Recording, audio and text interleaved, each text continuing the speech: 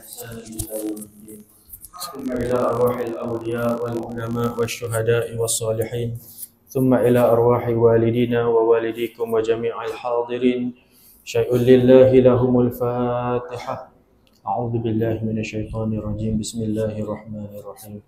الحمد لله رب العالمين الرحمن الرحيم مالك يوم الدين. إياك نعبد وإياك نستعين. اهدنا الصراط المستقيم صراط الذين أنعمت عليهم غير المغضوب عليهم ولا الضالين آمين. أعوذ بالله من الشيطان الرجيم. بسم الله الرحمن الرحيم. الحمد لله رب العالمين والصلاة والسلام على أشرف الأنبياء والمرسلين سيدنا محمد وعلى آله وصحبه أجمعين. سبحانك لا علم لنا إلا ما علمتنا إنك أنت العليم الحكيم. ولا حول ولا قوة إلا بالله العلي العظيم. ولا حول ولا قوة إلا بالله العلي العظيم. ولا حول ولا قوة إلا بالله العلي العظيم. اللهم صل على سيدنا محمد الفاتح لما أغلق والخاتم لما سبق ناصر الحق بالحق والهادي إلى صراطك المستقيم وعلى آله وصحبه حق قدره ومقداره العظيم. نويت التعلم والتعليم وتذكر وتذكير والنفع والانتفاع والإفادة والاستفادة والحث على تمسك بكتاب الله العزيز وسنة رسوله والدعاء إلى الهدى والدلالة على الخير ابتغاء وجه الله تعالى ورضائه وقربه وثوابه. Alhamdulillah, puji dan syukur kita panjatkan kepada Allah Subhanahu wa taala dengan limpah kurniaan Allah Subhanahu wa taala daripada hidayah, inayah serta taufik daripada Allah Subhanahu wa taala, dapatlah sama-sama kita bertemu kembali di dalam majlis untuk membicarakan tentang pertambatan iman ataupun segala simpulan-simpulan keimanan yang mana Allah Subhanahu wa taala perintahkan untuk kita i'tiqad dengan segala simpulan-simpulan iman ini supaya mengesahkan keimanan kita kepada Allah Subhanahu wa taala. Keimanan kita terbina di atas dua kalimah, iaitulah kalimah La ilaha illallah Muhammadur Rasulullah. Kita telah habis membicarakan tentang kalimah yang pertama, yakni kita telah habis membicarakan tentang segala apa yang terkandung, segala akidah yang terkandung di dalam La ilaha illallah. Malam ni kita akan sambung pada apa pula yang terkandung di dalam Muhammadun Rasulullah sallallahu alaihi wasallam. Tengok pada muka surat 10 kitab kita, iaitulah kitab Miftahul Murid fi Ilmi Tauhid. Sama-sama kita ambil manfaat daripada hasil karangan ulama daripada Bumi Fatani Darussalam. Daripada Bumi Fatani Darussalam. Kita ni sebenarnya satu rumpun saja dengan Thailand tu, dengan Fatani tu, rumpun Jawi ataupun rumpun Jawa kita ni. Tapi dipisah-pisahkan kita ni sehinggalah timbulnya sifat-sifat bersuku-suku. Sedangkan kita ni sebenarnya satu saja. Baik. Tengok, qala musannif rahimahullahu ta'ala wa nafa'ana bi'ulumihi wa barakatihi fid darain amin ya rabbal alamin. Tengok muka surat 10. Adapun setengah daripada barang yang wajib bagi Rasul itu 3 perkara. Ketika mana kita sebut Muhammadun Rasulullah, apa yang kita kena ketahui, apa yang kita kena i'tiqadkan, apakah yang dimaksudkan dengan sifat yang wajib bagi Rasul alaihi wassalatu wassalam. Walaupun di dalam kalimah syahadah itu hanya menyebut Muhammadun Rasulullah, Yang dikehendakinya ialah semua rasul-rasul. Semua rasul-rasul. Tengok, ada pun setengah daripada barang, yakni sifat yang wajib atas kita i'tiqad dan wajib kita ketahui, iaitulah 3 perkara. Sifat wajib bagi Rasul 3 perkara, 3 sifat. Pertamanya siddiq. Siddiq itu artinya benar. Siddiq artinya benar. Makna benar itu ialah muafakat khabarnya dengan barang yang ada, barang yang pada Allah Subhanahu wa ta'ala. Baik. Tengok yang pertama tu, dia kata yang pertama sifat wajib bagi seorang rasul itu mestilah siddiq. Siddiq ini ialah benar. Segala perlakuannya, segala percakapannya, segala apa yang dikhabarkannya mesti benar, tidak boleh menyalahi sama sekali. Itu yang disebut sebagai muafakat. Maksudnya tidak boleh diterima pada akal Allah Subhanahu wa ta'ala melantik seorang wakil yang nak membicarakan kepada manusia tentang dirinya daripada orang yang bersifat dengan dusta, orang yang boleh mereka-rekakan walaupun sekecil-kecil perkara. Itu mustahil. Kenapa? Kerana sekiranya Allah Subhanahu wa ta'ala memilih seorang rasul, seorang wakil untuk menyampaikan risalah ketuhanan berkenaan dengan zatnya, berkenaan dengan sifat-sifatnya, berkenaan dengan bagaimana kehidupan setelah daripada mati, daripada orang yang tidak ada sifat siddiq, maka membawalah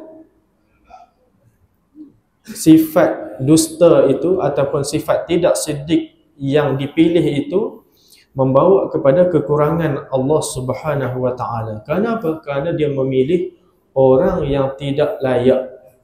Kerana Allah Subhanahu wa ta'ala memilih orang yang berdusta, yang boleh menipu, yang berdusta di atas risalah ketuhanan, membawa kepada kekurangan. Kenapa? Allah Subhanahu wa ta'ala Tuhan yang memiliki sifat kamalat, yang ilmunya itu muhit, ilmunya itu meliputi setiap perkara. Tetapi dia memilih orang yang ada di dalam dirinya sifat dusta. Maka sifat dusta itu yang ada pada diri seorang rasul, sekiranya ada, misal sahaja, fardu takdir saja, kalau ada pada diri seorang itu sifat dusta, maka membawa kepada Allah Subhanahu wa ta'ala itu lemah kerana memilih seorang rasul yang bersifat dengan dusta. Hanya wajib kita i'tiqadkan bahawasanya mesti seorang rasul itu bersifat dengan siddiq, benar, semata-mata benar. Apa yang dikhabarkan, apa yang diceritakan, bahkan apa yang dilakukan daripada perbuatan dirinya itu menunjuk di atas benar apa yang dibawa, benar apa yang disampaikan, benar apa yang didakwakan. Lawannya dusta, iaitulah tidak muafakat khabar dengan apa yang ada di sisi Allah Subhanahu wa ta'ala. Maka sifat dusta itu mustahil atas mereka itu, atas segala rasul alaihi wassalatu wassalam. Dan keduanya iaitulah amanah. Sifat yang kedua, seorang rasul mesti amanah. Erti amanah itu kepercayaan.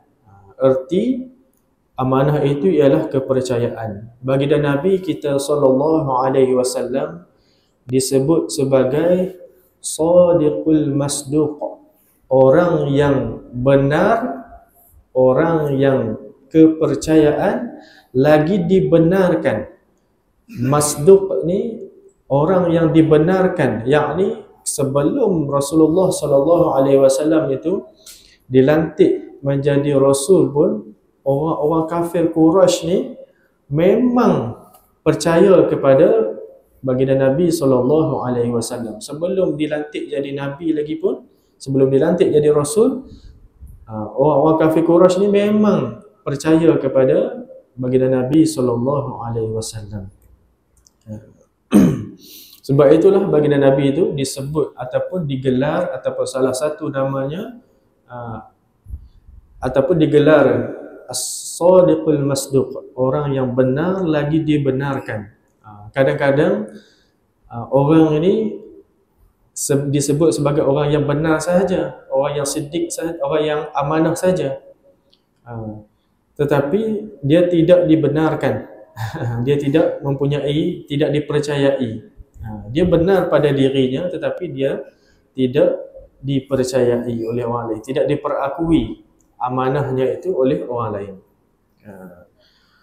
Maka samalah juga huraiannya, kalau Allah Subhanahu wa taala memilih orang yang khianat, maka kesan daripada memilih orang yang khianat itu membawa kepada khianatnya dia di dalam mengkhabarkan tentang risalah ketuhanan, maka itu ialah mustahil.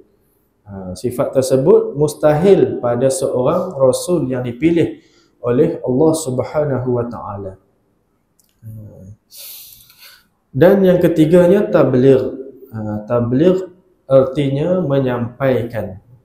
Menyampaikan apa yang disuruh mereka itu sampaikan kepada umat. Ingat dah, menyampaikan apa yang disuruh sahaja.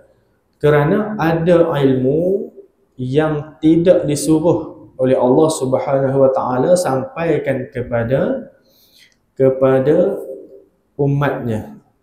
Yang tu tidak termasuk di dalam khianat ataupun tidak termasuk di dalam kitman, menyembunyikan. Kerana tidak disuruh. Kerana perkara tersebut tidak disuruh oleh Allah Subhanahu wa taala, tidak diperintahkan oleh Allah Subhanahu wa taala. Baginda Nabi sallallahu alaihi wasallam hanya menyampaikan apa yang disuruh sampai oleh Allah Subhanahu wa taala. Sebab itulah baginda Nabi kata, "Lau ta'lamun." "Lau ta'lamuna ma a'lamu." Kalaulah kamu tahu ma a'lamu, dengan perkara yang aku ketahui, kata baginda Nabi sallallahu alaihi wasallam, nescaya labakaitum kathiran, nescaya kamu akan menangis banyak dan ketawa tu sedikit. Kalaulah baginda Nabi kata kamu tahu apa yang aku tahu tentang dahsyatnya kiamat, tentang apa saja yang berkenaan dengan rahsia-rahsia ketuhanan. Kalau kamu tahu, nescaya kamu akan menangis banyak daripada ketawa. Nescaya kamu akan nangis banyak daripada ketawa. Kita ni banyak ketawa, sedikit menangis. Sedangkan tangisan kerana Allah Subhanahu wa taala, tangisan itu ialah tangisan yang memadamkan api neraka. Api neraka ni takkan terpadam dengan 7 lautan, dengan air 7 lautan ni takkan terpadam. Sebab itulah kalau kita duduk renung seorang-seorang, kita istighfar, kita ingat kebaikan Allah Subhanahu wa taala yang dikurniakan kepada kita dalam setiap saat kehidupan kita, dan gugurnya air mata kita kerana Allah Subhanahu wa taala, jangan kita lap dengan kain. Ulama kata jangan lap dengan kain. Nah haji dah, jangan lap dengan kain. Kita dah tua-tua ni, kalau kita menangis, boleh menangis tu, itu merupakan tanda Allah Subhanahu wa taala sayang pada kita. Kalau tak boleh menangis tu, itu kena muhasabah lah, kena istighfar banyak-banyak supaya lembut hati kita. Kerana kita tak boleh keringnya tangisan kita daripada gugurnya air mata kita kerana Allah Subhanahu Wa Taala itu menunjukkan kerasnya hati yang kesan daripada dosa-dosa yang kita lakukan. Ulama kata kalaulah gugurnya air mata kerana Allah Subhanahu Wa Taala, kerana takut kepada Allah Subhanahu Wa Taala, kerana rindu kepada Allah Subhanahu Wa Taala, kerana bersyukur kepada Allah Subhanahu Wa Taala, janganlah dengan tisu ke, janganlah dengan apa-apa. Kita ambil air mata tu, kita lumurkan ke seluruh kulit kita ni. Mudah-mudahan air mata itu menjadi penghalang daripada kulit kita ni dijilat oleh api neraka Allah Subhanahu Wa Taala. Baik. Ingatlah, sifat ketiga bagi seorang rasul itu ialah tabligh, menyampaikan. Biasa kita duk sebut 4: sidik, amanah, tabligh, fatanah. Baik. Tidak disebutkan fatanah kerana telah masuk di dalam amanah tu. Fatanah tu telah masuk di dalam fatanah. Apa? Fatanah tu telah masuk di dalam amanah. Telah masuk di dalam amanah. Maka tidak perlu disebutkan berasingan. Tidak perlu disebutkan berasingan. Kalau kita nak bilang pun boleh bilang, tak ada masalah. Allah Subhanahu Wa Taala firman di dalam surah Al-Ahzab, wa sadaqallahu wa rasuluh. Telah benarlah Allah dan Rasulnya. Baik, tengok. Ayat ni pendek sahaja. Allah kata wa sadaqallahu wa rasuluh. Allah Subhanahu Wa Taala menggabungkan benar Allah Subhanahu Wa Taala dengan benarnya Rasul. Apa kita nak faham di situ?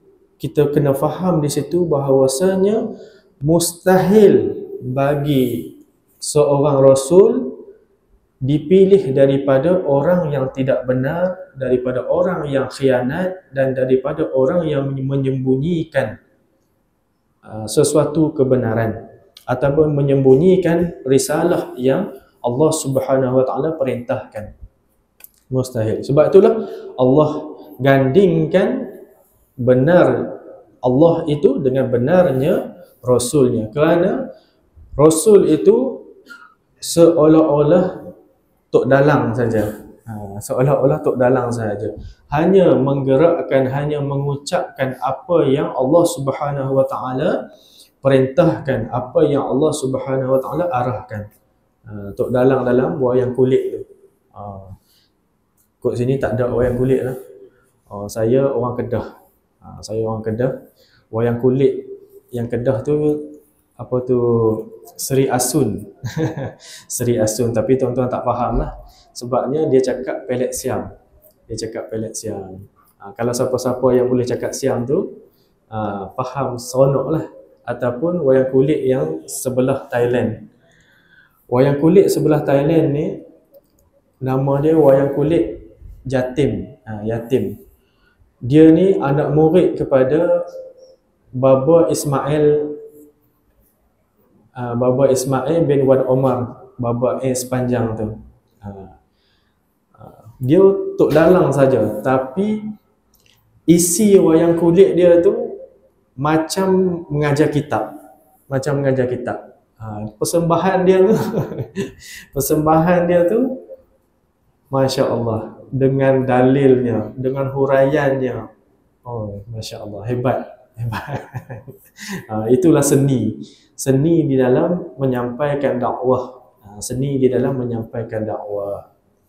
Ilmu dia kemah. ilmu yang sehingga kan berlaku macam biasalah kita di sini pun di antara para asatizah tu yang berfahaman baru sikit tu, dia ada mencerca dengan cara ulama-ulama tempatan tu. Maka tok dalang yatim ni dia boleh mempertahankan hujah-hujah daripada kitab-kitab ulama tu dengan main wayang kulit saja. Main wayang kulit. Dalam TikTok tu ada. Dalam TikTok tu ada. Dia memang mengaji tafsir, mengaji dengan Baba Ismail sepanjang ni. Kalau tuan-tuan ada keupayaan untuk mengaji, ada kerajinan dan otak yang luas untuk nak terima ilmu, kena sabarlah, kena sabar. Boleh buka dalam YouTube tu Tafsir Nurul Ihsan, dia punya page dia lah, Tafsir Nurul Ihsan. Maka di dalam tu banyaklah kitab-kitab penawar bagi hati, tapi penghuraiannya tu walaupun untuk orang-orang kampung, tetapi dia huraikan dengan uslub ilmu yang akan melahirkan malakah ilmu, akan melahirkan seorang yang menguasai, faham macam mana ilmu tu terbina. Itu semuanya ilmu, apa yang diucapkan tu semuanya atas ilmu, dasar ilmu. Baik. Dan dalil amanah itu kerana Allah Ta'ala menyuruh akan kita dengan mengikut mereka itu. Allah Subhanahu wa Ta'ala firmankan di dalam Al-Quran, "Wa ma atakumur rasul fakhudhu wa ma naha anhu fantahu." Itu dalil daripada Allah Subhanahu wa Ta'ala di dalam Al-Quran berkenaan dengan mesti amanah seorang rasul. Kerana apa? Kerana Allah Subhanahu wa Ta'ala memerintahkan untuk kita ikut mereka. Wa ma atakumur rasul, apa-apa yang didatangkan oleh rasul, fakhudhuhu, kamu kena ambil, kamu kena ikut, kamu kena patuh, kamu kena benarkan. Itu Allah Subhanahu wa Ta'ala kata. Kemudian ayat tu disamakan dengan wa ma nahakum anhu fantahu. Apa-apa yang Rasul larang, kamu jangan buat, kamu kena berhenti, kamu kena tinggalkan. Fantahu anhu. Itulah menunjukkan bahawasanya seorang Rasul itu mestilah amanah. Mestilah seorang yang amanah. Kalau tidak, Allah Ta'ala tak akan suruh kita ikut, tak akan suruh hambanya ikut seorang hamba, seorang manusia juga. Kalau tidak, mereka itu menyampaikan apa yang dikehendaki oleh Allah Subhanahu wa Ta'ala semata-mata.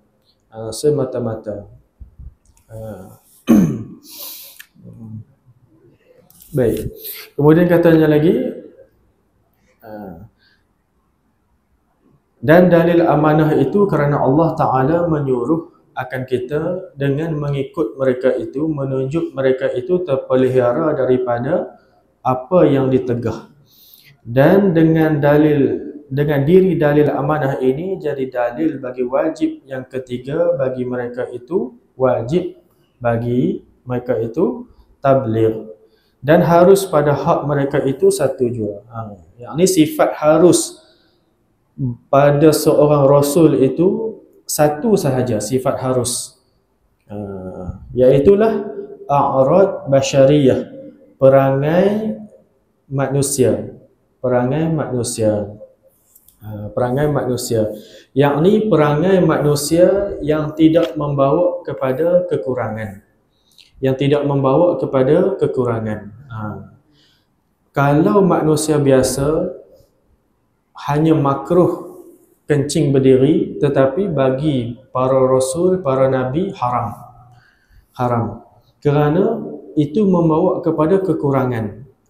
Di dalam kaedah sebut hasanatul abrar sayyiatul muqarrabin. Hasanatul abrar sayyiatul muqarrabin. Kebaikan walaupun perkara tersebut dibilang sebagai baik di sisi orang-orang yang abrar, orang-orang yang bukan biasa, orang-orang yang baik. Tetapi sayyiatul muqarrabin, tetapi perkara itu menjadi buruk bagi orang yang dekat dengan Allah Subhanahu wa Ta'ala, apatah lagi seorang rasul yang menyampaikan risalah ketuhanan daripada Allah Subhanahu wa Ta'ala. Satu sahaja sifat a'rad basyariyah, iaitulah sifat perangai manusia, iaitulah seperti berkahwin, ada anak, macam tu, makan, minum. Baik. Baik. Dan mustahil di atas para rasul itu terkena dengan perkara yang menyebabkan manusia jauh daripada mereka. Mustahil atas para rasul kena dengan satu perkara yang menyebabkan manusia menjauh daripada mereka. Seperti kisah-kisah yang diriwayatkan oleh Bani Israel berkenaan dengan Nabi Ayub. Masyhur kisah bahawasanya Nabi Ayub ini Allah Subhanahu wa taala ujikan dia dengan sakit, sehingga kan mereka kata dalam kisah lah yang disampaikan tu, dengan sakit yang sehingga kepalanya berulat, kalau buka ni ulat jatuh dan diletakkan kembali. Maka perkara itu, sakit itu boleh berlaku kepada para nabi dan para rasul, tetapi sakit yang membawa kepada manusia lari seperti mana yang dikhabarkan itu, seperti buruknya kepala, berulat semua tu, itu ialah mustahil. Sakit boleh sakit, tetapi yang sebegitu mustahil. Sakit tu boleh, kerana riwayat yang menceritakan tentang bahawasanya sakit dan berulat kepala semua tu, itu ialah riwayat Israiliyat. Dan riwayat-riwayat sebegitu kita hanya dengar sahaja. Kita tidak berhukum dengan riwayat-riwayat yang sedemikian. Kita tidak pernah berhukum dengan riwayat-riwayat yang sedemikian, kerana riwayat-riwayat begitu daripada kitab-kitab ataupun daripada kitab samawi yang telah ditahrifkan, yang telah diubah oleh ulama-ulama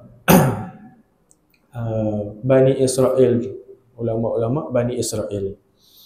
Baik, tengok, ketahui olehmu bahawasanya makna ketuhanan itu dari dua makna. Ini kita kena faham. Kalau orang tanya kita apa makna ketuhanan, ataupun apakah sifat ketuhanan, sifat khusus ketuhanan, ataupun apa hukum ketuhanan, orang tanya kepada kita. Kalau kita jawab, Tuhan itu Allah, kita umur 60, 50 lebih dah ni,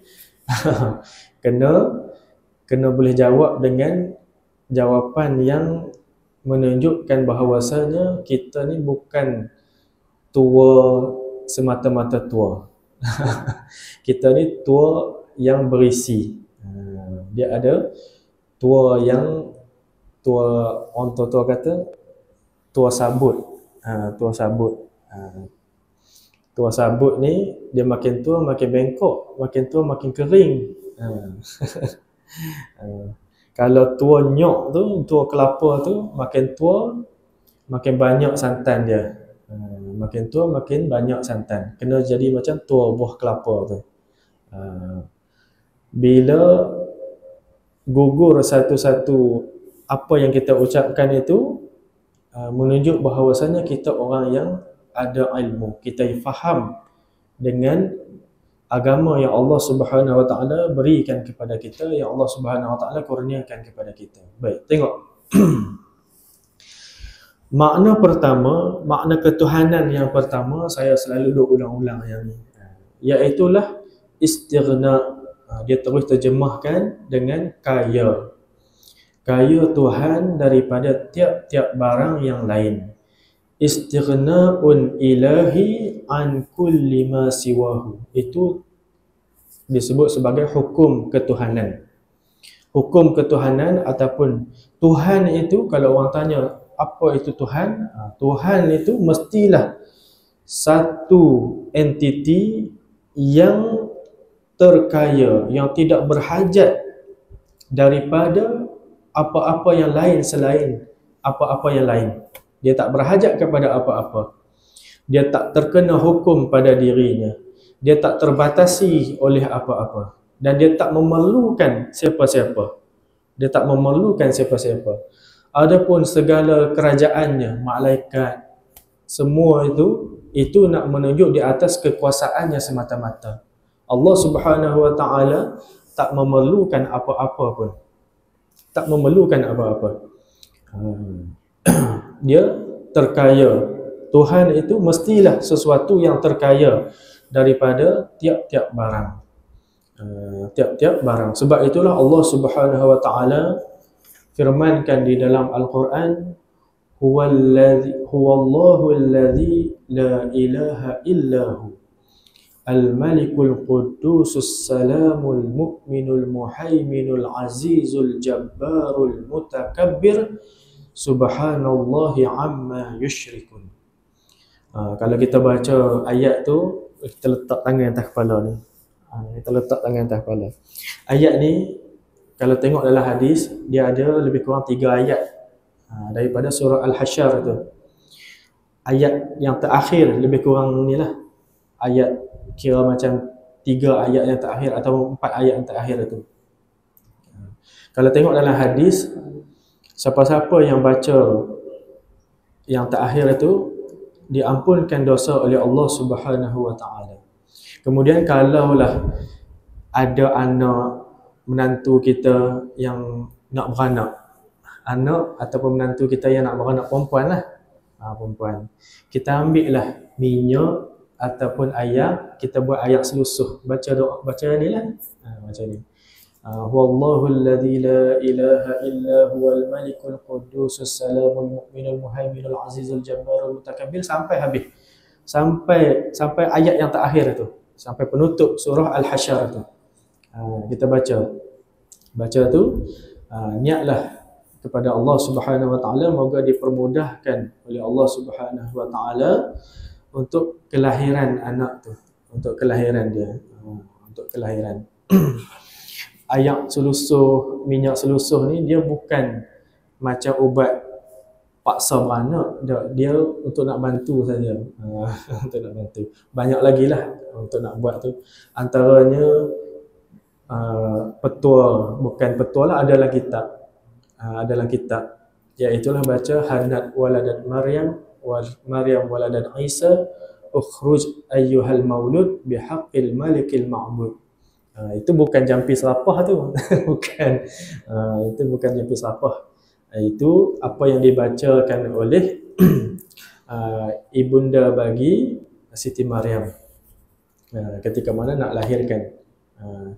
Dan ketika mana sampai kepada nama Allah Al-Musawwir, dalam ayat tu kan ada Al-Musawwir kan. Kita doa supaya Allah Subhanahu wa taala memperindahkan kejadian anak tu, zahir dan batin dia.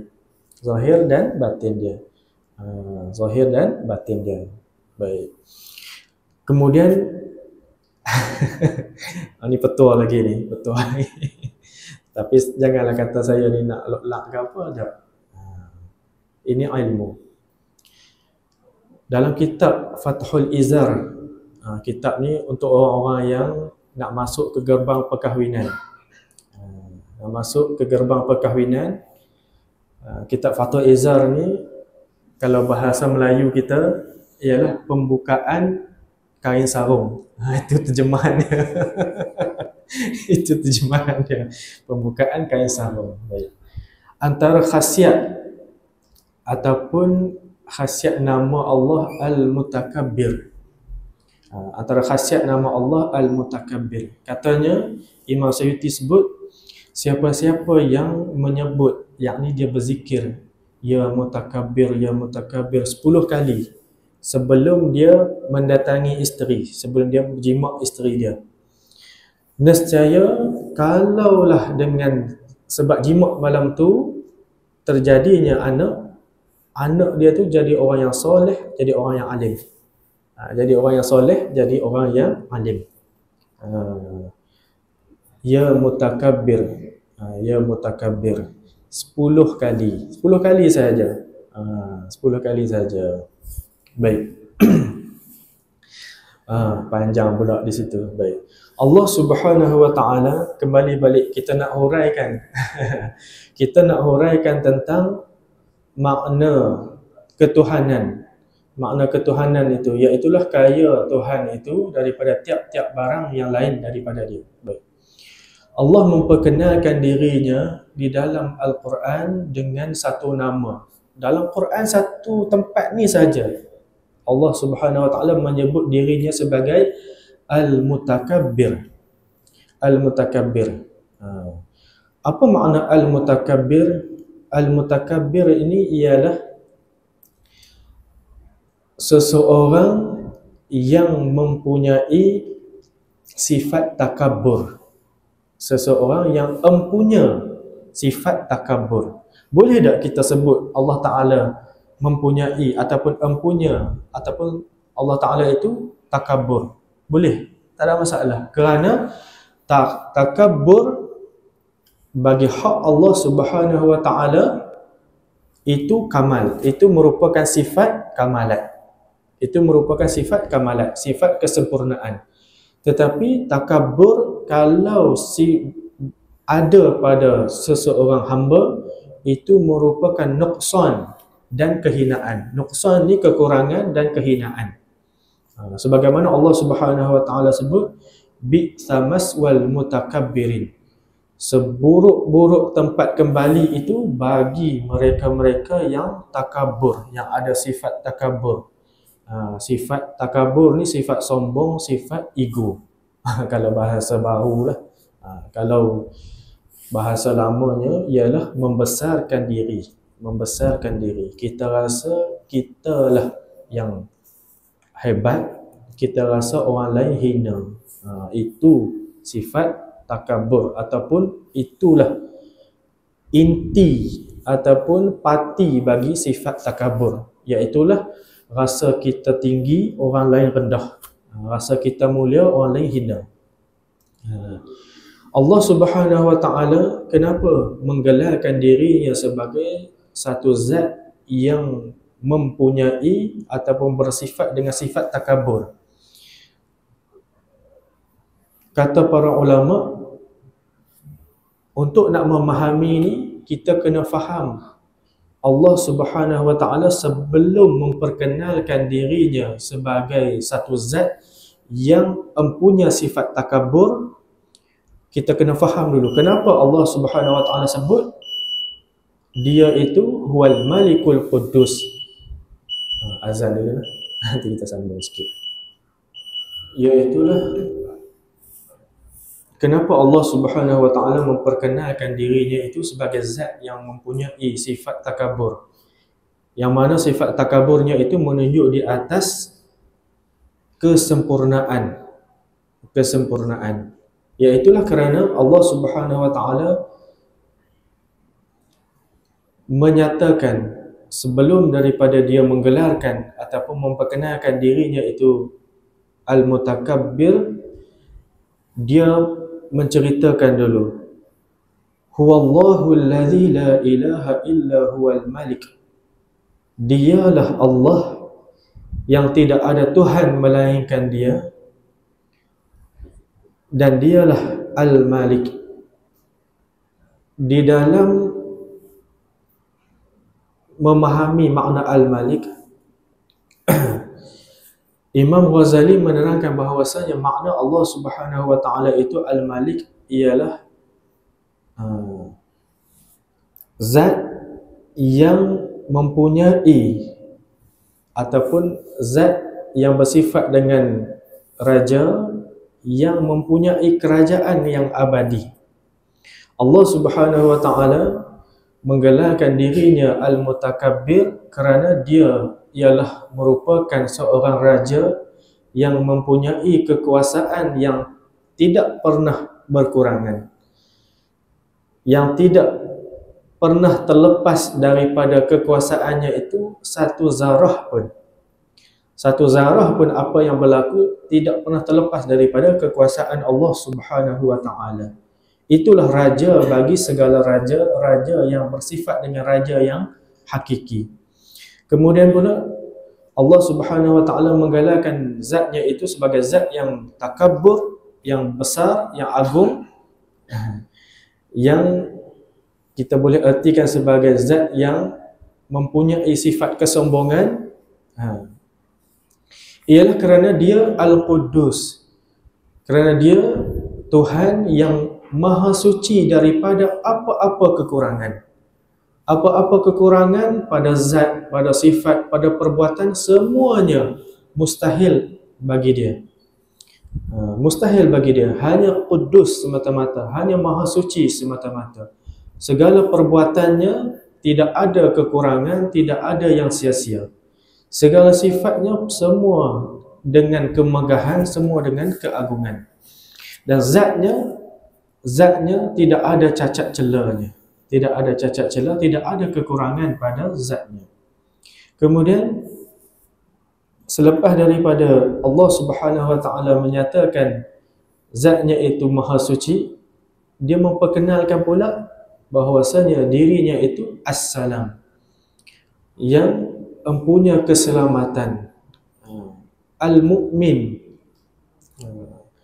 yang memberikan keamanan, yang boleh memberikan keamanan kepada siapa sahaja yang ia kehendaki. Al-Muhaimin, yang maha memelihara, yang maha memelihara segala apa yang di dalam kekuasaannya. Al-Aziz, yang mulia. Al-Jabbar, yang boleh meluluskan apa yang dia kehendaki. Barulah Allah Subhanahu Wa Taala memperkenalkan dirinya sebagai Al-Mutakabbir. Al-Mutakabbir itu seolah-olah kesimpulan daripada segala nama-nama yang sebelum itu, maka kesimpulannya itu terkandung di dalam makna Al-Mutakabbir. Siapa-siapa yang nak bersifat dengan takabur, seolah-olah Allah Subhanahu Wa Taala nak menyedarkan kita, siapa-siapa yang nak bersifat dengan takabur, pertama dia kena ada kerajaan, keduanya dia kena suci daripada kekurangan, ketiganya dia kena selamat daripada apa-apa yang tidak layak, seterusnya. Sampailah Allah Ta'ala kata dia itulah Al-Mutakabbir. Kemudian dia teruskan dengan ayat itu lagi dengan Subhanallahi amma yusyrikun. Maha suci Allah daripada apa-apa yang mereka itu sekutukan dia. Daripada apa-apa yang mereka itu sekutukan dia. Sebenarnya panjang lagi nak syarah ni, tapi kita dah masuk isyak dah. Nanti marah pula, lepas ni kita ada program minum teh pula. Tak apa, program-program macam tu tak ada masalah. Lepas daripada habis kuliah maghrib, bila sebab Imam Ghazali kata setengah daripada tujuan Allah Subhanahu Wa Taala turunkan syariat. Syariat ini Allah Subhanahu Wa Taala turunkan dengan dua tujuan. Dengan dua tujuan. Kita ni terhimpit ataupun tertakluk dengan syariat Allah Subhanahu Wa Taala kerana apa? Kerana Allah ada dua tujuan daripada penurunan syariat ini, iaitulah at-talazzuz bil mubahat, iaitulah bersenang-senang, berlazat-lazat dengan perkara-perkara yang mubah. Jangan buat yang haram saja. Bersenang-senang, berlazat-lazat dengan perkara yang mubah. At-talazzuz bil mubahat min qutbiddin, iaitulah bersenang-senang, berlazat-lazat dengan perkara yang mubahat, setengah daripada induk bagi agama ini, kata para ulama. Sebab apa? Orang yang sedang berlazat-lazat dengan perkara yang mubahat, dia tak boleh, dia tak senang untuk diganggu gugat oleh syaitan. Syaitan tak senang nak perdayakan dia. Sebab syaitan ni dia boleh masuk, dia boleh senang perdayakan kita dengan jalan kesedihan. Sebab tu Allah Ta'ala sebut innaman najwa minasyaitan liyahzunal ladzina amanu. Sesungguhnya najwa, kesedihan daripada syaitan, supaya liyahzunal ladzina amanu, supaya kita ni rasa hazan, kita rasa gundah, kita rasa sedih dengan segala nikmat Allah Subhanahu wa taala. Kita rasa terseksa dengan apa yang Allah Subhanahu wa taala perintahkan. Sebab itulah kita kena banyak bersenang-senang, dengan perkara mubahat. Wallahu taala a'lam.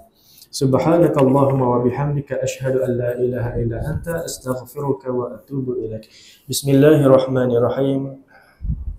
Allahumma inna nas'aluka an tarzuqna 'uluman nafi'ah wa arzaqan wasi'ah wa 'amalan salihatan maqbulah wa sa'adatan daraini wa husnal khatimah wa anta khairur raziqin. Wa sallallahu ala sayyidina Muhammad wa ala alihi wa sahbihi wa baraka wa sallam.